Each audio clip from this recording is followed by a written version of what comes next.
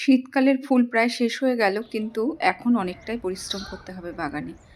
কারণ গরমকালের কিছু ফুল বা সবজি লাগাতে হবে, যেমন তেমনি শীতকালে যেগুলো শুকিয়ে গেছে সেসব ফুলগুলো থেকে বীজ সংগ্রহ করে নেক্সট ইয়ারের জন্য আবার সংরক্ষণ করে রাখতে হবে। এই যে গাছটা দেখছো, এটা কিন্তু ডায়ান্থাসেও কিন্তু বেশ ছোট ছোট বীজ হয়েছে। এটা দেখতে অনেকটা কালো জিরের মতো। তো আমি এটা সংগ্রহ করে রাখলাম। আরও কিছু কিছু ফুল যেগুলো বীজ হয় সেগুলো কিছু সংগ্রহ করে রাখবো, কিছু কন্দ, যাতে নেক্সট ইয়ারে আমার আবার নতুন করে চারা না কিনতে হয়। তো চলো এবার নিচে যাই, গিয়ে সকালের জলখাবারটা বানিয়ে নিই। গরমটাও কিন্তু বেশ পড়েছে, তো এখন তো বেশি পরিমাণে ইডলি ধোসা খাওয়ার সময়। তো আজকে আমি ইডলি বানাবো। মাঝে মাঝেই করি, এই গরম পড়লে প্রায় সপ্তাহে এক আধ দিন কিন্তু ইডলি ধোসা হয়েই থাকে। তো ব্যাটারটা বেশ ভালো করে একটু লবণ দিয়ে ফেটিয়ে নিলাম, তারপর মোল্ডগুলো ভরে ইডলিটা একটু স্টিমে দিয়ে দেবো।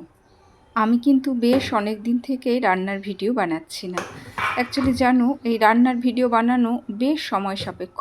অনেকটা সময় এখানে চলে যায় আর অন্য কাজ করতে দেরি হয়ে যায়। তাছাড়া আমার জানোই তো, বাগানে সময় দিতে হয়, পড়ানো রয়েছে, বিভিন্ন কাজ নিয়ে আমি ব্যস্ত থাকি। তো রান্নার ভিডিওটা সবসময় স্কিপ করারই চেষ্টা করি, তবে মাঝে মাঝে নিশ্চয়ই দেব। আমি যে রান্নাটা করি অল্প সময়ে, মনে করো 1 ঘন্টায়, সেটা কিন্তু ওই ভিডিও বানাতে গেলে মোটামুটি 1.5-2 ঘন্টা সময় এক্সট্রা লেগে যায়। তো এদিকে আমি একটা কিন্তু চাটনিও বানিয়ে নিচ্ছি, পিনাট চাটনি বা বাদামের চাটনি।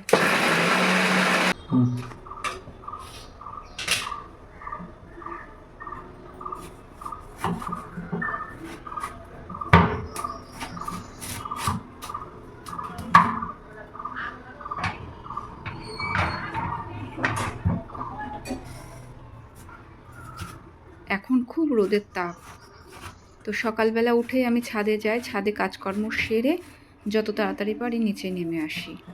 বেশি সময় থাকা যায় না। তো এদিকে বাগানের কাজ করতে আমার সকালের জলখাবার বানানো কিন্তু বেশ দেরি হয়ে যায়, এদিকে রান্নাও দেরি হয়ে যায়। ইডলি স্টিম দেওয়া হয়ে গেছে, নামিয়ে নিয়েছি, আর বাদামের চাটনিটাও তৈরি হয়ে গেছে। তো জলখাবারটা সাজিয়ে নিই, কারণ দেরিও হয়ে গেছে বেশ। আর আমি ইডলির রেসিপিটা কিন্তু তোমাদের সঙ্গে শেয়ার করলাম না, আমি আগে অনেক ভিডিওতেই শেয়ার করেছি। খাবারটা প্রথমে আমার শ্বশুরমশাইয়ের জন্য সাজিয়ে দিচ্ছি, তারপর আমরা একে একে খেতে বসবো। তো এই ছিল আজকে আমাদের সিম্পল হেলদি ব্রেকফাস্ট।